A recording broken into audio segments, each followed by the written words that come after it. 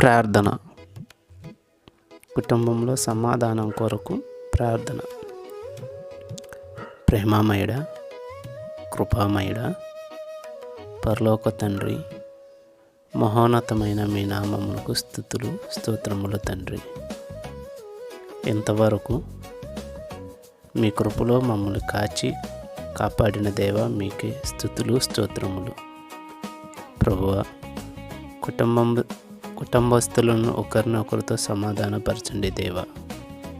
తల్లిదండ్రులకు, పిల్లలకు విధేయత చూపే గుణం, పిల్లలకు తల్లిదండ్రుల కోపము రేపకుండా సహనంతో మంచిని నేర్పుటకు జ్ఞానం అనుగ్రహించండి ప్రభువా.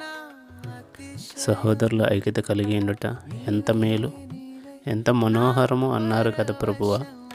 కాబట్టి ఒకరి పట్ల ఒకరు వ్యతిరేకత కలిగి ఉండే పరిస్థితులు తీసివేసి సమాధానం, తగ్గింపు కలిగి మర్యాద కలిగే మాటలు మాట్లాడుకుంటూ, ప్రేమతో ఒకరిని ఒకరు సరి చేసుకునే మాటలు చెప్పుకుంటూ, ఒకరితో ఒకరు వాక్యాన్ని పంచుకునే ధన్యత గల జీవితం అనుగ్రహించండి ప్రభువా.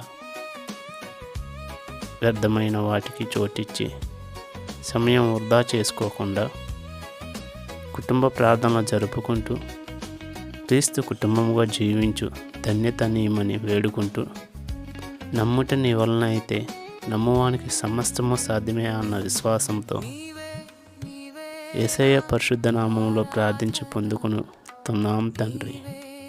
ఆమేన్, ఆమేన్, ఆమేన్.